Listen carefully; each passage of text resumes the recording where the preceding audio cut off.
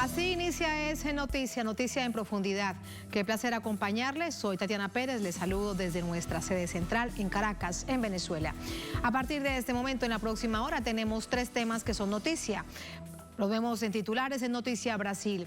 Conmoción nacional por tragedia en un jardín infantil en el estado de Santa Catarina. Un hombre de 25 años asesinó a 4 niños, 4 personas están heridas. Un acto absurdo de odio y cobardía, dijo el presidente Luis Ignacio Lula da Silva.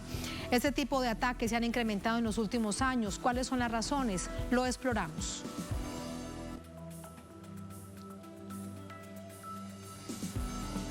En Noticia México, en esta nación nace la Alianza de Países de América Latina y el Caribe contra la inflación. Su lanzamiento comienza con una declaración que plantea el camino de integración económica y financiera para hacer frente a un problema global. ¿Cuál es su viabilidad? Vamos a analizarlo.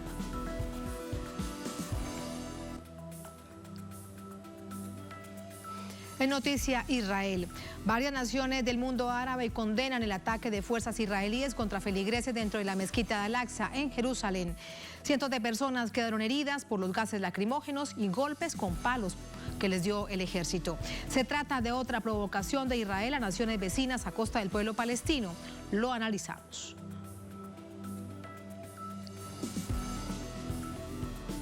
Noticia casi comienza. Bienvenidos, bienvenidas.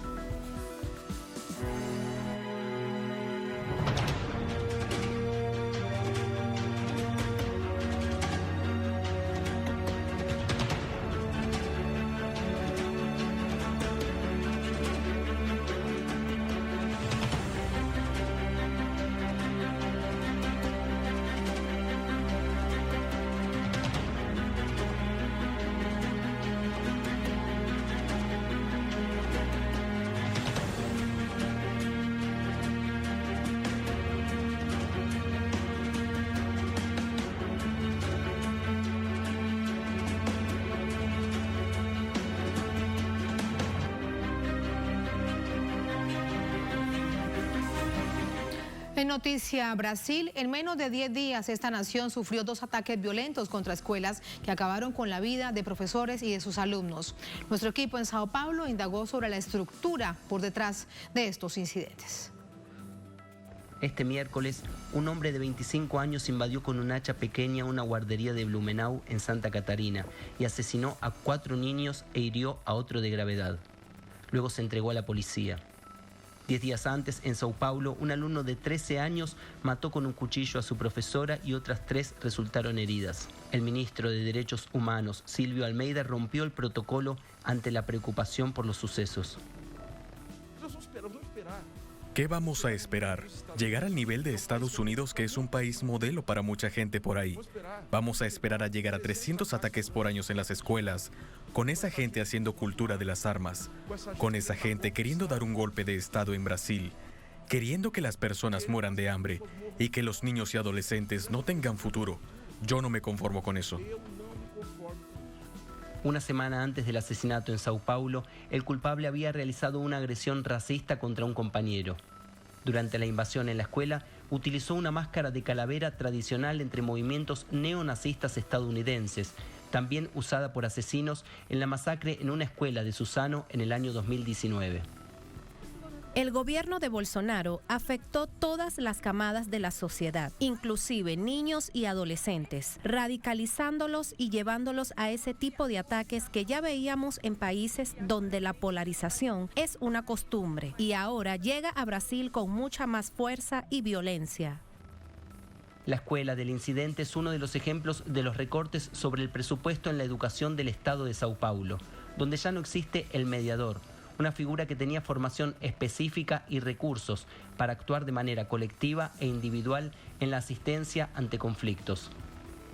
Varios programas de combate a la violencia fueron destruidos por el gobierno del PSDB y el de Tarcísio de Freitas, que no le dieron continuidad, como el programa Escuela de la Familia, que era la escuela abierta para la comunidad. El programa de profesores mediadores fue extinguido, no existe más. Profesores mediadores, ese programa fue extinto, no existe más. El joven era incentivado a cometer el crimen en un subgrupo de Twitter, donde al igual que en las redes sociales TikTok y Discord, se homenajeaba a los responsables por la masacre en la escuela de Suzano. En redes había anticipado que cometería el crimen. Él, como el resto de los participantes, no revelaba su nombre ni rostro.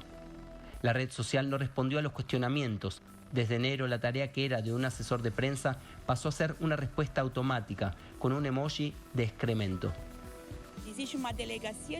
Existe una comisaría para crímenes cibernéticos, pero está enfocada en crímenes financieros. Los demás crímenes de odio, de campaña para reclutar a adolescentes, fiscalizar los juegos que también son utilizados como medio de reclutamiento para esas células neonazistas, movimientos supremacistas blancos y misóginos dentro de las redes sociales y juegos. No tienen ninguna policía especializada que tenga equipos y capacitación. Dos jogos, a gente não tem nenhuma polícia que seja especializada, que tenha equipamentos, que tenha formação. Además de la necesidad de políticas públicas, los incidentes imponen desafíos para escuelas y comunidades. La acción preventiva se hace en el proceso de diálogo entre escuela y comunidad. A medida en que escucho a la comunidad, a los adolescentes, niños, tengo herramientas para interferir de manera positiva en que no lleguemos a esto. Los ataques contra las escuelas brasileñas ya mataron a 40 alumnos y profesores desde el año 2000, pero la frecuencia se incrementa a partir del 2022 con 9 ataques hasta la actualidad. Así entramos al análisis. Para ello nos acompaña Beatriz Vicio Estarico, profesora del Departamento de Ciencias Políticas del programa de posgrado en Historia Comparada de la Universidad Federal en Río de Janeiro. Actualmente es la vicedirectora del Instituto de Filosofía y Ciencias Sociales, docente en Política Internacional. Nos acompaña desde Río de Janeiro, allí en Brasil. Profesora, bienvenida. Muy buenas noches. Muy buenas noches, un gusto de estar con ustedes. Muchísimas gracias, profesora. Se ha declarado en el estado de Santa Catarina 3 días de duelo, 3 días de luto. Hay conmoción nacional por todo esto que está sucediendo. La violencia expresada de esta manera en contra de los niños, niñas en los jardines infantiles, y sin duda esto rememora hechos muy similares a los registrados en Estados Unidos, lamentablemente de manera tan permanente. ¿Cuál es su análisis en este contexto global? Bueno, es en principio un momento de luto, como tú has mencionado, un momento de conmoción, pero hay que mantener la cabeza fría, digamos, para poder analizar y para tomar actitudes pertinentes, ¿verdad? Para evitar nuevas situaciones como esta, nuevos dramas. En realidad, lo que los especialistas han venido analizando en el breve tiempo que han tenido oportunidad de expresarse y de ser escuchados en los medios es que no hay todavía en Brasil políticas públicas para este tipo de atentados, porque aunque es cierto que han venido aumentando, la verdad es que de 2 años para acá prácticamente se han registrado los peores ataques, ¿verdad? Estaba una especialista diciendo que desde los pasados 20 años, la mitad de los 22 ataques que ella contabilizaba, o sea, 11, ocurrieron de 2 años para acá.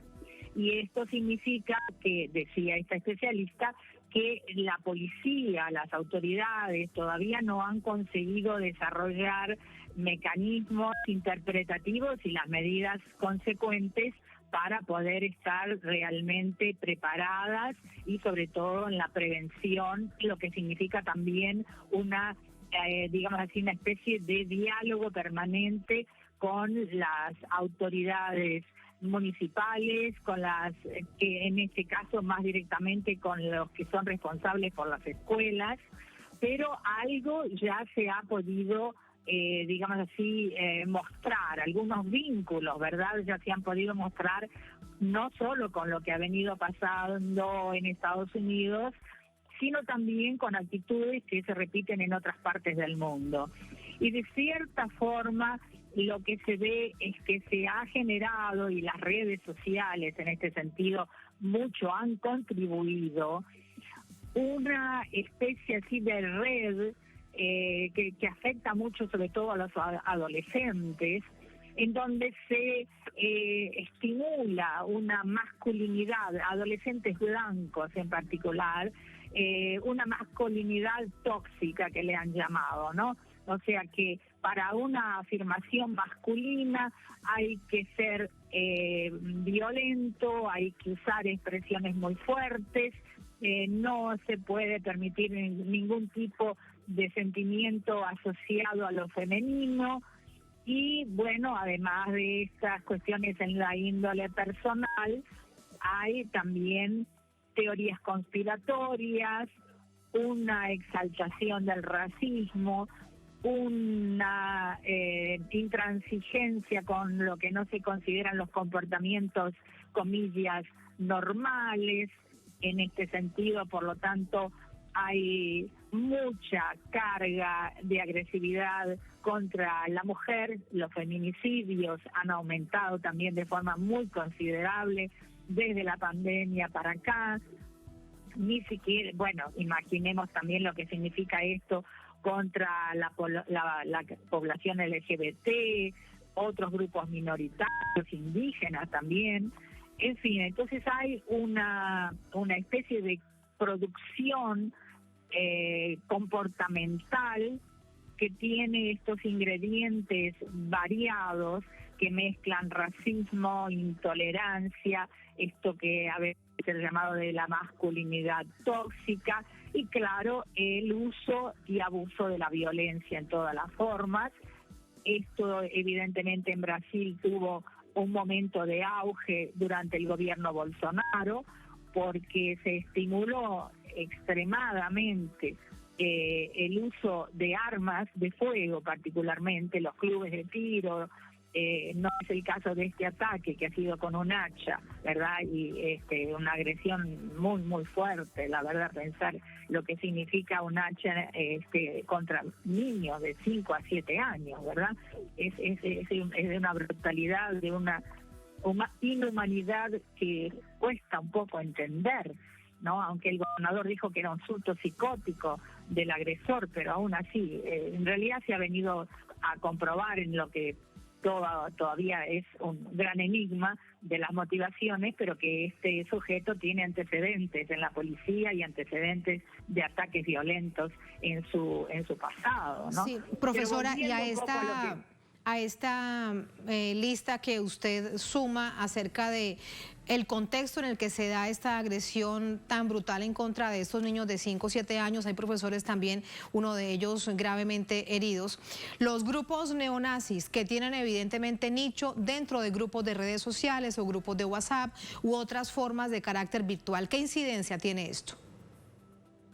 Bueno, han crecido sin duda en Brasil, y más, podríamos decir, más que han crecido sin duda, ¿no? Eso es una cuestión que ya no se discute, cómo han crecido, y particularmente en este estado donde han ocurrido estos ataques en Andina, es donde hay el mayor número de grupos neonazis, ¿no? O sea que ese es un dato importante también. Es muy regionalizada, digamos así, la emergencia de estos grupos de extrema derecha que perfectamente podemos calificar de neonazis, ¿no?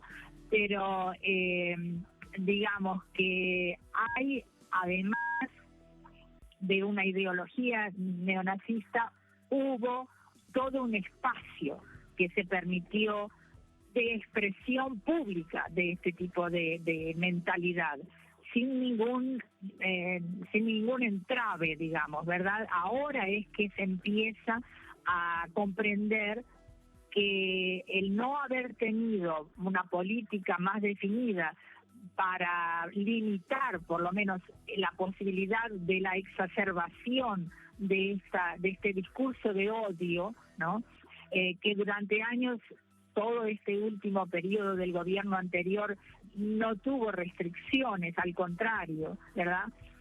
Yo leía hoy una declaración que antes de este atentado dio la expresidente Dilma Rousseff, cuando estaban todavía, no se habían dado estos ataques en las escuelas, pero sí ya había expresiones de odio, ¿verdad?, muy nítidas, y le hicieron a ella una entrevista, y me pareció muy interesante lo que ella dijo, que el primer momento en que el discurso de odio quedó explícito y no hubo reacción fue durante el momento de su propio impeachment, cuando el que después vino a ser presidente, Bolsonaro, declaró voto a favor del impeachment de la presidenta y exaltando la figura del torturador que había torturado a la presidenta Dilma.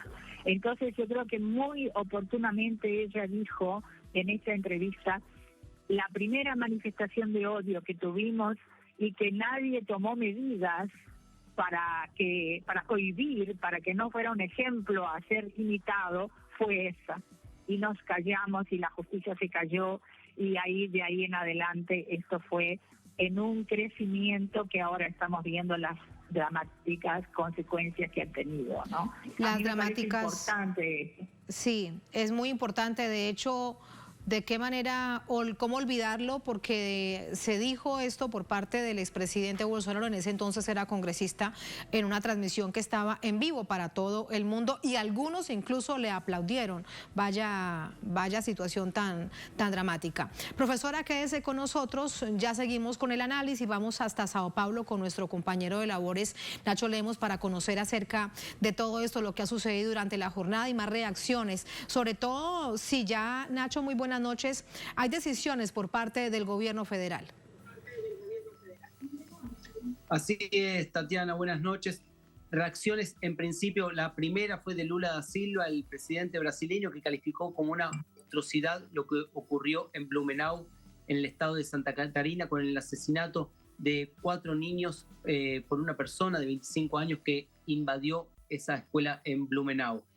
Hay que también mencionar lo que las declaraciones del ministro de Derechos Humanos y Ciudadanía, Silvio Almeida, que hoy rompió el protocolo durante un discurso en el que se hacía el lanzamiento de algunas políticas públicas, pero corrió de lado su eje discursivo para hacer mención a lo que ocurrió en Blumenau. Afirmó que es una situación que Brasil vive una situación de una sociedad miserable, que no considera a los niños como el futuro de la sociedad, que no da esperanza de aquí en adelante a los niños, y hizo una suerte de autocrítica social, remarcando lo que acaba de ocurrir hoy, cuáles son las responsabilidades sociales, institucionales e inclusive de Estado en esta situación, y ha criticado las políticas armamentistas durante el gobierno de Jair Bolsonaro, el fomento a sectores que critican las políticas contra el hambre en Brasil, inclusive remarcando que muchos niños no solamente mueren por estos ataques violentos, sino también por hambre en Brasil, un país que ha vuelto a altos índices de hambre que habían sido dejados atrás en consideración de la Organización de las Naciones Unidas. Y por otro lado también afirmó que es necesario que no solamente se lleven a cabo actividades burocráticas dentro de salones, sino que también que la sociedad se movilice para luchar contra este tipo de situaciones que se han vuelto cada vez más frecuentes en los últimos años. Tenemos índices que muestran un aumento en el número de personas que han perdido la vida en las escuelas, tanto alumnos como profesores, en los últimos años, exacerbados inclusive durante el gobierno de Jair Bolsonaro, y una respuesta en principio del gobierno de Lula da Silva contra la política de armas de Jair Bolsonaro, que había flexibilizado el uso de armas, a pesar de que en estos últimos casos que se dieron durante estos últimos 10 días, 2 casos, uno en Blumenau y otro en Santa Catarina y otro en Sao Paulo, que no han sido con armas de fuego, hay ya pruebas que muestran que en el caso de Sao Paulo, el joven que asesinó a una profesora, su profesora en la escuela que se encontraba en Sao Paulo, intentó comprar armas de fuego para llevar a cabo el crimen que cometió hace nada más que 9 días en Sao Paulo. Se ha hablado durante la jornada de hoy sobre la responsabilidad de la persona que ha asesinado a los niños en Blumenau. Se ha afirmado por parte de las autoridades locales que hubo un brote psicótico por parte del culpable. Lo cierto es que estos casos se vienen dando cada vez con más frecuencia, sistematizándose. Hay foco en lo que ocurre en las redes sociales, en la falta de respuesta por parte de las redes sociales ante las investigaciones y las acciones de Estado, y por otro lado también a las políticas armamentistas y a las políticas de odio que fomentan este tipo de crímenes en Brasil. Lo cierto es que la sociedad de esta manera ahora se moviliza, se preocupa por lo que está ocurriendo en el país. Algunos muestran que es un reflejo de esos discursos de odio que tuvimos durante los últimos 4 años. Lo cierto es que estos hechos en 10 días ponen en alerta a toda la sociedad brasileña por algo que se está manifestando en las escuelas. Nos comentaban durante la jornada de hoy que estas expresiones tienen mucho recorrido por detrás, son los exabruptos máximos de una falta de políticas públicas y de escuchar a la sociedad por parte de las escuelas que no tienen funcionarios suficientes y también por parte de las instituciones que no brindan los recursos suficientes para que las escuelas puedan tener un diálogo concreto con las comunidades. Tatiana. Ese es un punto clave que ya vamos a llevar al análisis. Gracias, Nacho. Muy buenas noches. Buenas noches. Profesora Beatriz Viso, precisamente permítame preguntarle acerca de esto que se ha venido denunciando, y no es ahora, desde meses atrás, justo desde la salida del presidente Jair Bolsonaro y la llegada de Luis Ignacio Lula da Silva. ¿Cómo se ha desincentivado desde la política pública el papel de la enseñanza, sobre todo básica y media, dentro de las comunidades? ¿Eso también tiene que ver con hechos como el de hoy? Bueno, es difícil decir si hay un vínculo así directo, ¿verdad?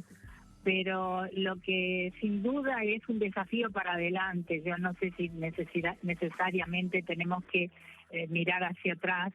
Es poner en primerísima prioridad un gran debate que incluya y fundamentalmente tenga como actores a los educadores y sobre todo a los educadores de la educación pública, ¿verdad?, que es donde han tenido lugar estos episodios. En el caso de hoy era un jardín de infantes particular, no público, pero los otros episodios han sido casi todos en ambientes de colegios, escuelas o lugares de enseñanza secundaria pública, ¿no? A partir del momento que supimos hoy de esta tragedia, estaba yo en la universidad de nuestro instituto y estaba pensando en la propia precariedad de nuestro propio instituto, por darte un ejemplo muy concreto, que queda en el centro de la ciudad de Río. Es un lugar en la noche, tenemos cursos nocturnos y en la noche queda vacío el centro de Río de Janeiro. Es una de las preocupaciones de las autoridades actuales, intentar mudar esta política que ha venido siendo implementada en los últimos años, de dejar el centro de la ciudad simplemente como un espacio de negocios, de bancos, de empresas, y ir vaciando de habitantes que vivan, que es lo que le da a una región el dinamismo, ¿verdad?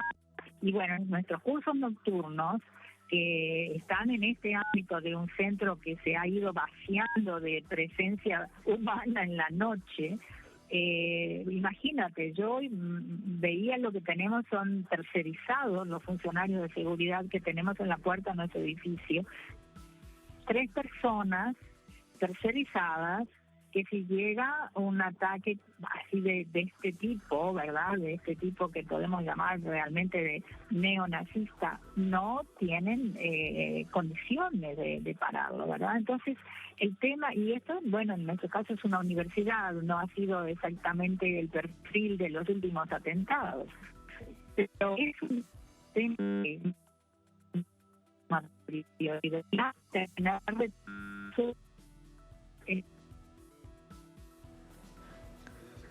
Hemos perdido la comunicación con nuestra invitada. Lamentablemente estamos a punto ya de despedirla para continuar.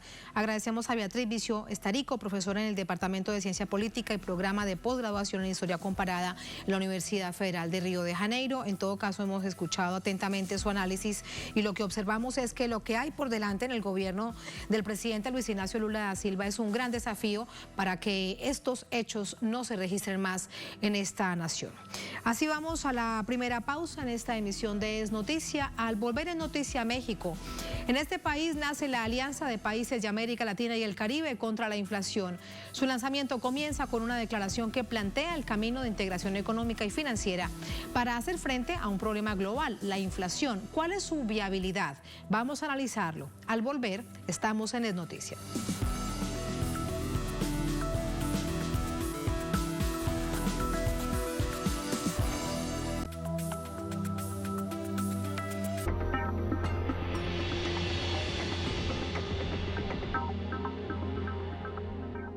Ahora, nuestros ahorros estarán a salvo con la Gestora Pública.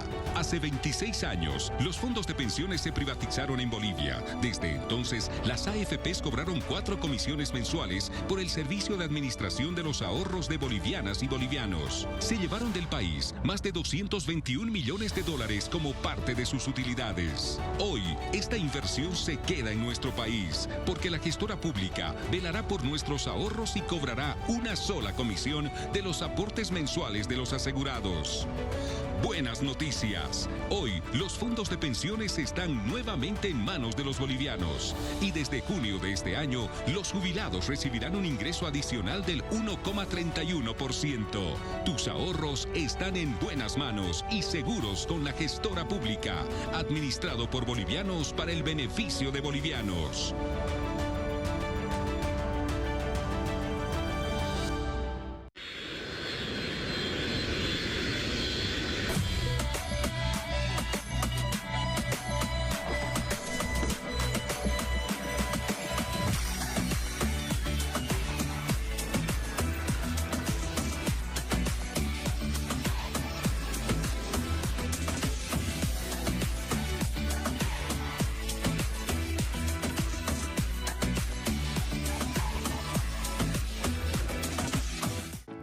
Micro y pequeño empresario boliviano.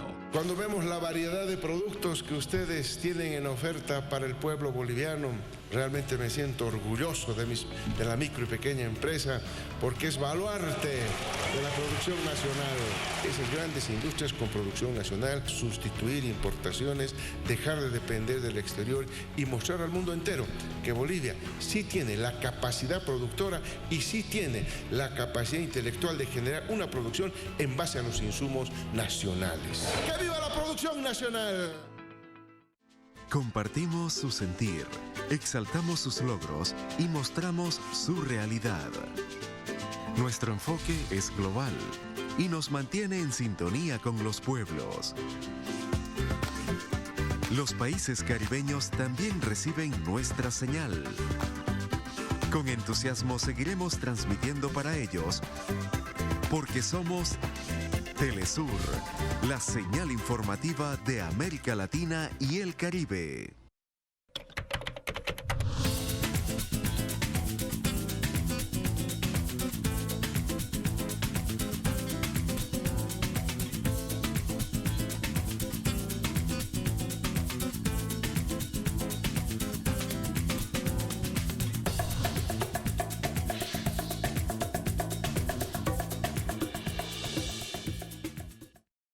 Llama a tu proveedor de cable, sintoniza la señal de los pueblos del mundo en HD.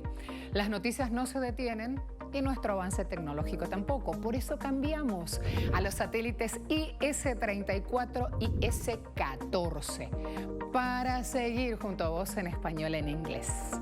Porque Telesur siempre da más.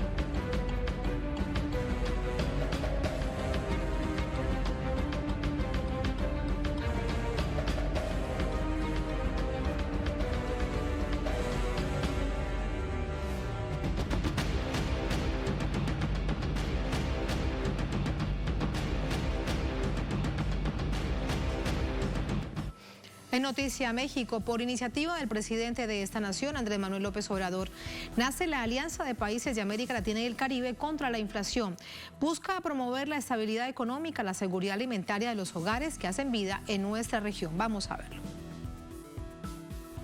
con un encuentro virtual, los presidentes, jefes de gobierno y representantes de Argentina, Belice, Brasil, Bolivia, Chile, Colombia, Cuba, Honduras, San Vicente y las Granadinas y Venezuela dieron inicio a una alianza para enfrentar la crisis inflacionaria del continente y el mundo.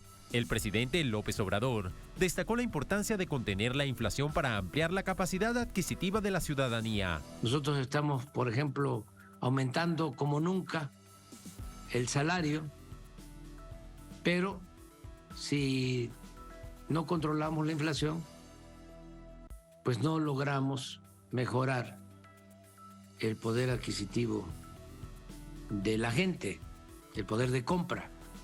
Tras dicho encuentro, fue publicada una declaración en la que se señala el camino a seguir para garantizar el bienestar de los ciudadanos que habitan en los países miembros de esta nueva alianza, la misma que ha motivado a los efectos adversos de la inflación ocasionados por la pandemia del COVID-19, la escalada de conflictos bélicos extrarregionales, la voluminosa deuda externa que afecta a las naciones de medianos y bajos ingresos, el impacto del cambio climático en las cosechas agropecuarias y la aplicación de medidas coercitivas unilaterales. Es necesario establecer un sistema financiero internacional basado en la inclusión, democracia, justicia y solidaridad, capaz de impulsar la recuperación de la economía continental y garantizar la seguridad alimentaria a los pueblos. Los estados participantes se comprometieron a fortalecer los sectores productivos mediante la solidaridad y la cooperación mutua para encontrar alternativas que faciliten el acceso a los productos de la canasta básica, bienes y servicios de cada país de la región.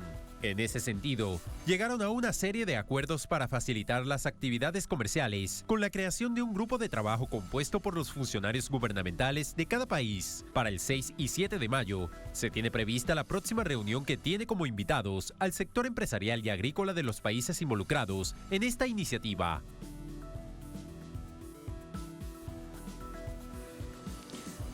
Vamos al análisis. Para ello nos acompaña Ernesto Matos, director del Instituto de Estudios para el Desarrollo Productivo, la Innovación de la Universidad Nacional de José Paz, economista, analista internacional, nos acompaña desde Argentina. Ernesto, bienvenido, muy buenas noches. Muy buenas noches, ¿cómo están? Muchas gracias. Nace a partir de hoy, a instancias de México, luego se sumó Bolivia, Colombia, Chile, todas estas naciones que veíamos en el informe que nos precedía. La alianza de América Latina y el Caribe contra la inflación, ¿cómo lo ves desde tu análisis económico? No, y bueno, desde el punto de vista económico está claro que es necesario tener una alianza de los países de la América Latina y del Caribe, porque muchas de estas empresas multinacionales operan en distintos países de la América Latina, principalmente los que están vinculados a alimentos. Tenemos 3 espacios fundamentales, ¿no? Argentina, Brasil y México, y obviamente muchos de los insumos que se necesitan para estos alimentos se producen en el resto de América Latina. Entonces acá lo que hay que empezar a pensar, y me parece que iría en esta dirección esta alianza, es regular el comercio exterior, regular el nivel de precios, pero con acuerdos en los cuales cada país tenga una ley común de abastecimiento, dadas las condiciones de pobreza en las cuales hoy estamos, digamos, ¿no? Hoy estamos rondando en América Latina alrededor del 32%, cuando entre 2002 y 2015, podríamos decirle, la pobreza pasó de 45% a 27% en la América Latina, y hoy con algunos gobiernos de signo liberal que pasaron entre 2015, 16, 17, 18 y 19, aumentaron casi 5 puntos la pobreza. Entonces, post pandemia, me parece que ahí el gran problema, y el ejemplo claro es de Argentina, el problema no es de la emisión, ni el problema se soluciona con subiendo la tasa de interés, porque la Argentina cumplió con el acuerdo del FMI y no emitió tanto como el año pasado, redujo el déficit fiscal y la inflación está en 102%.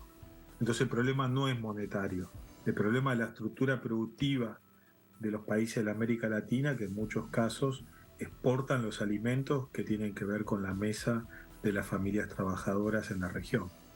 Un punto central plantea el documento, la información después que se ha conocido del encuentro entre jefes de Estado y gobierno. Destaca la necesidad de contar, aquí está, con un sistema financiero internacional más justo, democrático, inclusivo, solidario, que permita a los países de la región acceder a recursos financieros necesarios y mejorar las condiciones de endeudamiento externo. Para el caso, por ejemplo, volvemos a Argentina, que tiene una enorme deuda con la banca mundial, con el Fondo Monetario Internacional, y recordar también con el Club de París. Pero esto entonces, ¿qué nos está diciendo? Que deberíamos volver a recordar y a avanzar en el camino de lo que se planteaba desde la UNASUR, el Banco del Sur para nuestra América Latina. ¿O cómo lo verías en términos concretos? Bueno, ahí son dos etapas necesarias de un proceso. Primero, que los gobiernos tengan un signo de corte nacional, digamos, ante una globalización que en muchos casos el avance tecnológico deja sin trabajo a muchas familias. Pero ese dejar sin trabajo y acumular riqueza se va a través de un sistema financiero, como pasa en el caso argentino y se debe replicar en algunos países de América Latina. El sistema financiero se asienta donde está el principal producto de exportación. Si uno ve el caso argentino, el 75% de las filiales y bancos están en la región pampeana, en la región donde se produce soja, trigo y maíz. Salvo el Banco Nación, que es el Banco del Estado, que está en todas las provincias. Después la mayoría de la banca extranjera, privada, no va a incentivar otros rincones de la nación.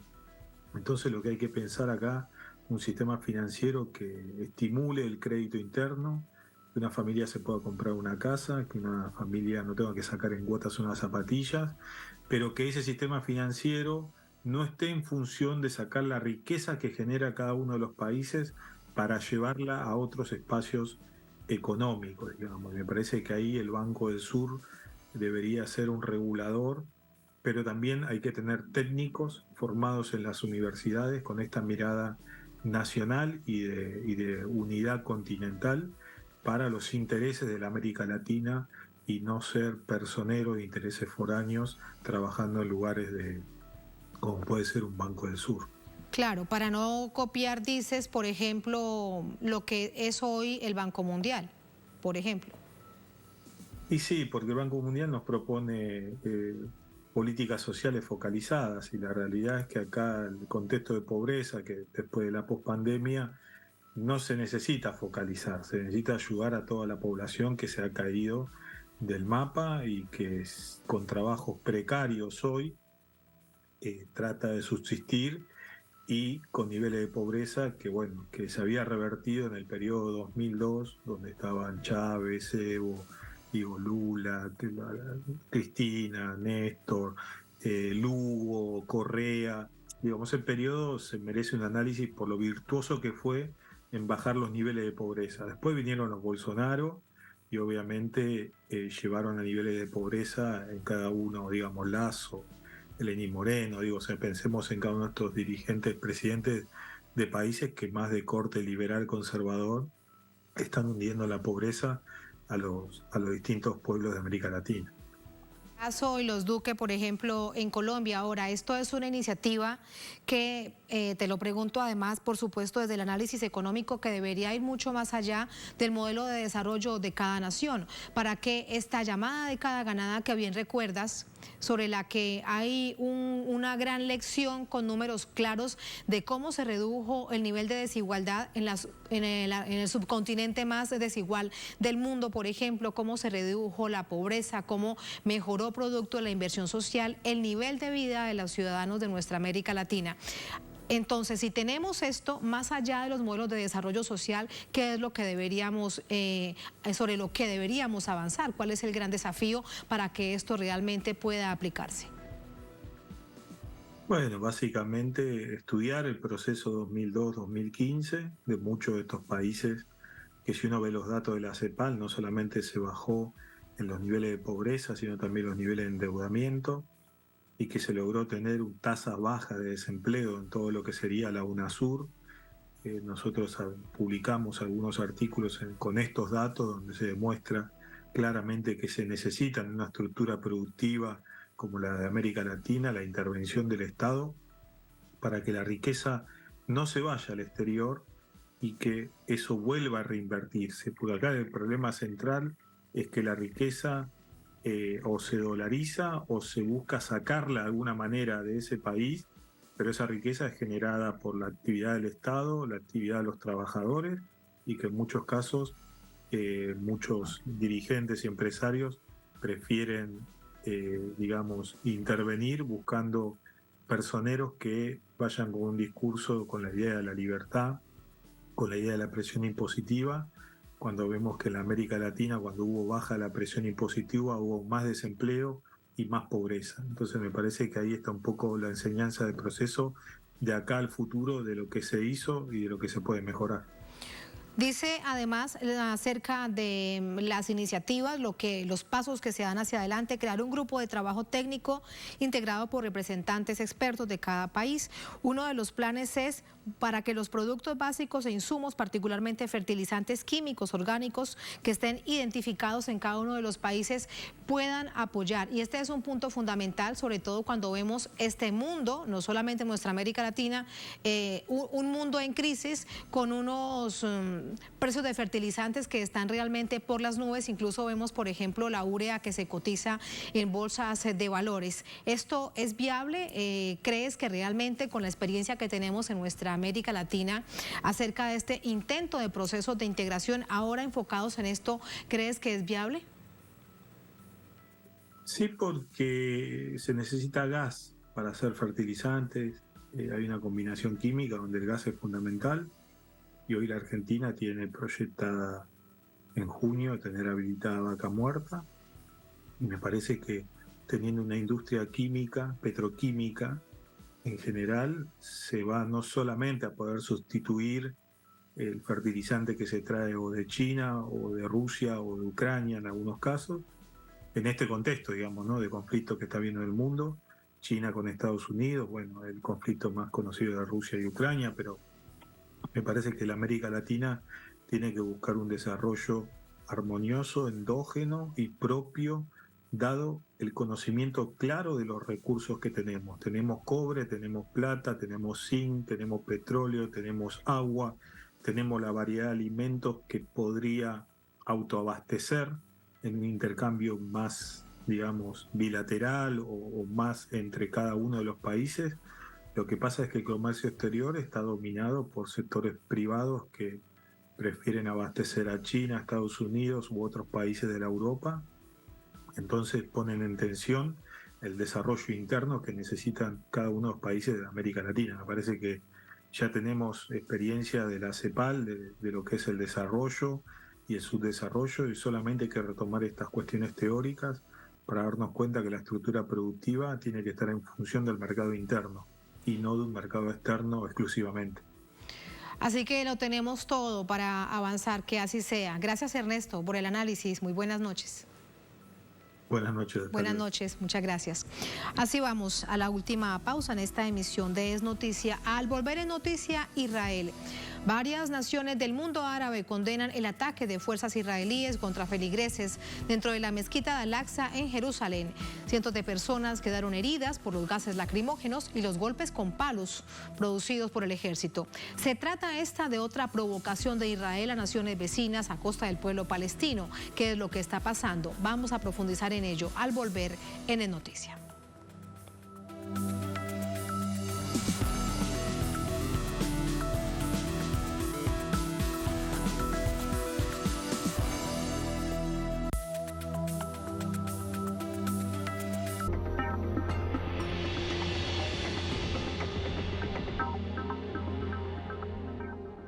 Compartimos su sentir, exaltamos sus logros y mostramos su realidad.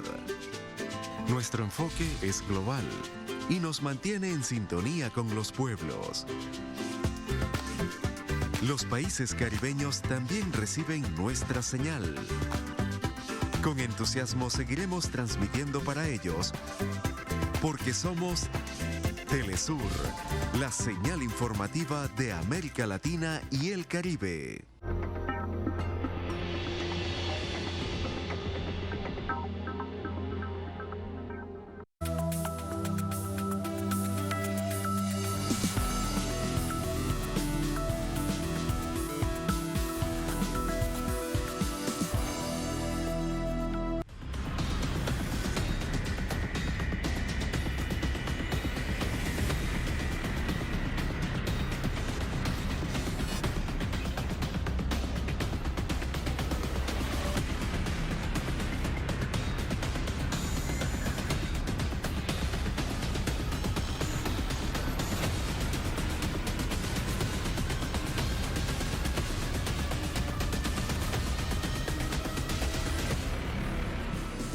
En noticia, Israel. Fuerzas de ocupación irrumpieron en la mezquita Al-Aqsa en Jerusalén y atacaron a los feligreses que celebraban el mes del Ramadán. La ONU y varios gobiernos árabes han condenado este asedio, mientras que el Estado de Israel amenaza con más violencia. La sagrada mezquita de Al-Aqsa, en la zona de Jerusalén Este ocupada, es el tercer lugar más sagrado del Islam y allí se congregan en el mes del Ramadán. La irrupción de las fuerzas de ocupación israelíes en el recinto dejó decenas de fieles palestinos heridos y más de 400 detenidos, según fuentes locales. Es parte de la violencia que mantiene el Estado sionista para tomar el control total de Jerusalén. Nos quedamos en la mezquita en Ramadán y leemos el Corán. La policía y el ejército llegaron, entraron a la fuerza en la mezquita, arrancaron las puertas y rompieron las ventanas. Comenzaron a disparar gases lacrimógenos y golpearon a los recitadores del Corán con porras y los obligaron a salir. No estábamos molestando a nadie. Los judíos no vienen al complejo por la noche. Ellos solo quieren vaciar la mezquita de musulmanes. La policía israelí dijo que intervinieron en la mezquita para desalojar a 350 personas que se atrincheraron allí para atacarlos. El primer ministro Benjamin Netanyahu aseguró que mantendrá la libertad de culto y libre acceso a todas las religiones, pero sus fuerzas no dejan de lanzar amenazas. Quiero ser muy claro. Atacaremos a cualquiera que trate de hacernos daño y habrá un alto precio que les hará lamentar cualquier amenaza contra los ciudadanos o las fuerzas israelíes. Y espero que todos disfrutemos de una feliz y pacífica Pascua. Tras el hecho, milicias palestinas lanzaron proyectiles desde la Franja de Gaza y en represalia, Tel Aviv atacó con su aviación 2 cuarteles del movimiento de resistencia islámica, Hamas.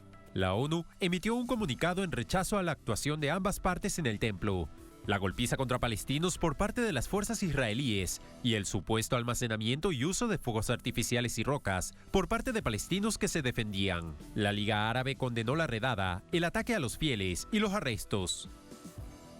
Jordania rechaza y condena cualquier medida israelí que afecte la santidad de la bendita mezquita de Al-Aqsa y destaca sus inquebrantables demandas de detener a todas las medidas dirigidas a cambiar el estatus histórico y legal de la ciudad de Jerusalén y sus lugares sagrados.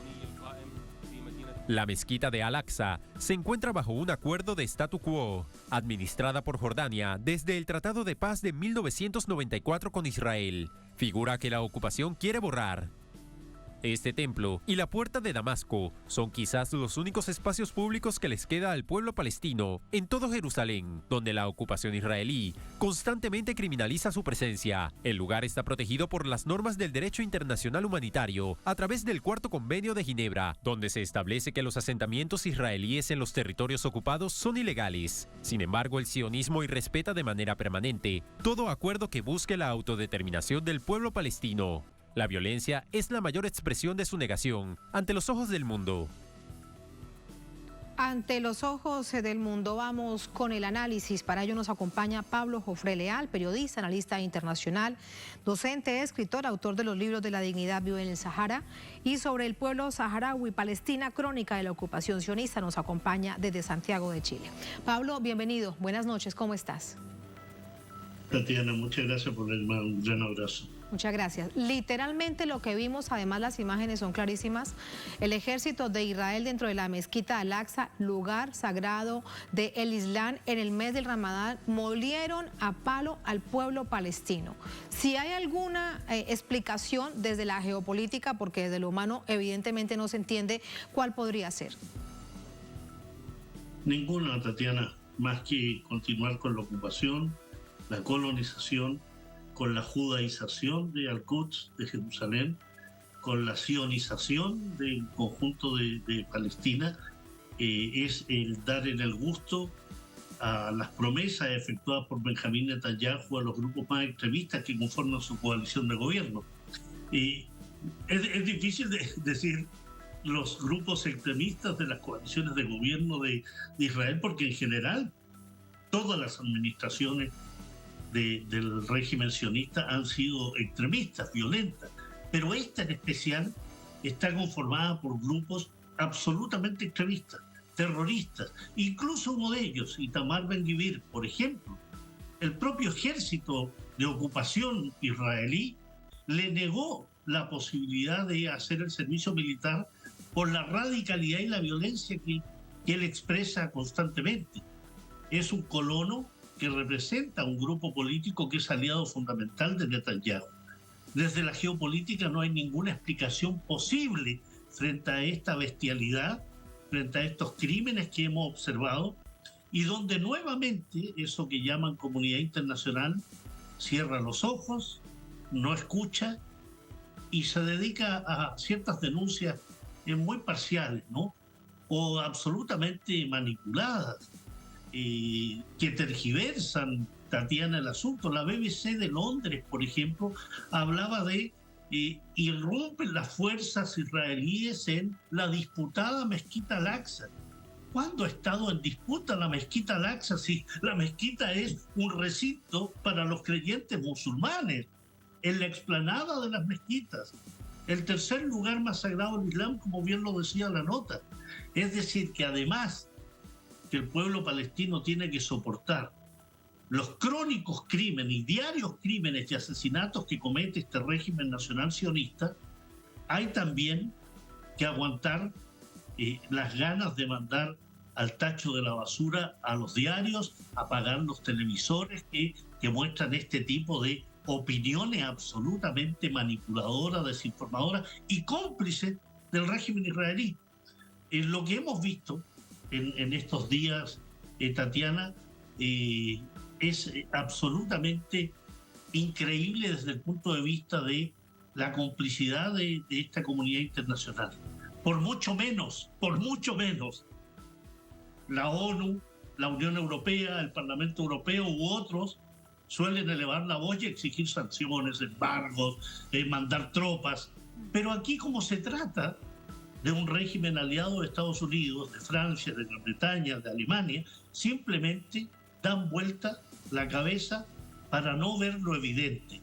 Crímenes de lesa humanidad, criminales de guerra que deberían ser llevados a tribunales internacionales, con un primer ministro como Netanyahu que por sexta vez ocupa el cargo de primer ministro y que lo ocupa con mayor violencia, con mayor perversidad, con mayores niveles de criminalidad, atacando a los creyentes musulmanes al interior de una mezquita. ¿Te imaginas tú, Tatiana, que palestinos o de otro pueblo árabe entraran en una sinagoga y golpearan a los creyentes judíos que están rezando en su semana sagrada, en su mes sagrado? O sea, esto ya no reviste algún tipo de análisis político al respecto, es simplemente la bestialidad. Sí, que pero en todo caso, ejemplo, permíteme preguntarte acerca de este hecho desde la geopolítica y sobre todo desde esta parte del mundo. La Liga Árabe, vemos Indonesia, vemos que Pakistán han rechazado esta acción extremadamente brutal en contra de una mezquita que además está protegida por el derecho internacional humanitario.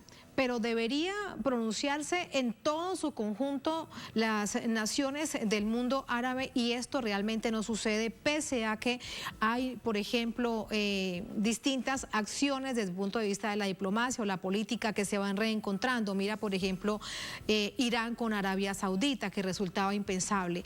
Pero ¿por qué no hay una condena de los dolientes mayores de la religión islámica?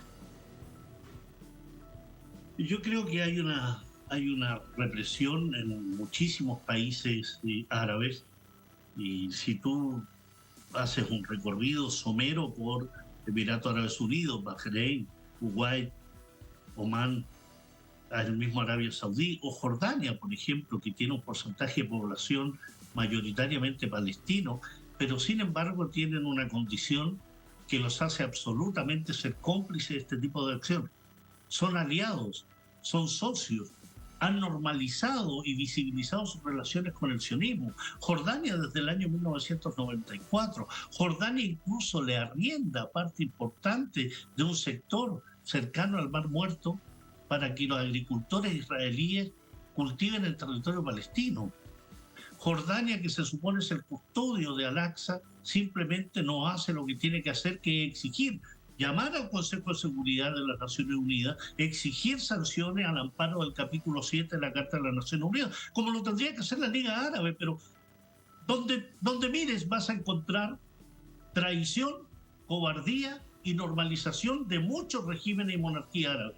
Pero sí, fíjate que hay... Además, claro, pero con respecto al Consejo de Seguridad de Naciones Unidas, ahora también te preguntar esto, ¿para qué sirve? Porque ¿cuántas veces se habrá reunido el Consejo de Seguridad de Naciones Unidas por ataques por parte de Israel? Sin embargo, ha dicho el Consejo de Seguridad de Naciones Unidas que se reúne el próximo jueves de emergencia. Claro, se va a reunir de emergencia ¿para qué? Para emitir una condena, una denuncia, un papelito condenatorio. ¿Dónde están las medidas prácticas? Cuando tú analizas, insisto, someramente parte de la historia, te das cuenta que cuando se reúne el Consejo de Seguridad para tomar decisiones al amparo de violación a los derechos humanos, el democratizar ciertos países, actúa. Libia, Siria, Irak, Afganistán, actúa porque las potencias hegemónicas como son Estados Unidos y sus socios dentro del Consejo de Seguridad, como Francia y Gran Bretaña, impulsan y catalizan acciones contra determinados países, incluso con el voto contrario de Rusia y China. Es decir, cuando Occidente quiere hacer algo, lo hace porque es por sus objetivos, por sus intereses, pero aquí tienen un aliado incondicional, tienen un perrito lazarillo que se llama Israel, que cumple los designios y los objetivos de Occidente en Asia Occidental. Controla el Líbano, controla la zona de Siria, controla toda la situación militar con el apoyo precisamente de Washington y los países otanistas. Y además le sirve como desestabilizador de la República Islámica de Irán. Es decir, Israel cumple el papel, como lo decía el periodista israelí ya fallecido Uri Avneri, de perros de la guerra, ¿no? Las tropas de asalto SS israelíes, los soldados sionistas, cumplen la función de ser los ejecutores de una política que escapa a Israel. Esta es una política occidental de dominio de una zona con amplias riquezas hidrocarburíferas, con oleoductos, con gasoductos, y ahí está el elemento geopolítico que mencionabas al inicio de tu pregunta, Tatiana. No vamos a encontrar, más allá de condenas, más allá de una denuncia, más allá de un papelito que lisa y llanamente no sirve para nada, porque lo que hay que hacer es castigar al régimen sionista, sancionarlo, embargarlo, generar una zona de exclusión aérea para que no bombardeen más el Líbano, ni Siria, ni sigan bombardeando la Franja de Gaza. Cuando el Consejo de Seguridad o los países del mundo decidan hacer eso, va a ser el fin del sionismo. Pero mientras se le siga simplemente palmoteando la espalda para que siga asesinando palestinos, para que siga bombardeando Damasco, Alepo y otras ciudades de Siria, para que siga presionando el Líbano, el sionismo va a ser lo que está haciendo hace muchos años, un régimen nacional sionista que de víctima, como suelen decirse, ha pasado a ser un victimario, creando dos enormes campos de concentración en Palestina, como es la Franja de Gaza y Cisjordania. Todos estos crímenes, la Liga Árabe los calla, la Unión Europea los calla, el Consejo de Seguridad los calla. De verdad debería haber una acción más fuerte, más condenatoria por parte de la República Popular China, la Federación Rusa, de impulsar castigos financieros. Pero fíjate cómo está el mundo, ¿no? La situación en Ucrania, en el mar meridional de la China, un camino, un tránsito hacia una política multilateral que choca con los intereses de Estados Unidos y Europa, y Israel le sirve en este conjunto para contener esos afanes, ¿no? Hay mucho movimiento, pero mientras no haya castigo, porque el sionismo solo entiende el lenguaje de la fuerza, no va a haber posibilidades de cambio en Asia Occidental. Lamentablemente ningún tipo de cambio mientras no se contenga, porque de otro lado Israel mantiene este escenario en esta parte del mundo pues bastante convulso con todos los países que nos estabas relatando, y lamentablemente el pueblo palestino es el que sigue sufriendo este apartheid, no hay otra manera de decirlo. Muchísimas gracias, Pablo, por el análisis. Buenas noches. Gracias a usted, Tatiana. Muchas gracias, buenas noches. A ustedes gracias por habernos acompañado. Ponemos punto final a esta emisión de Noticia. Un placer como siempre. Será hasta mañana. Sigan con nosotros.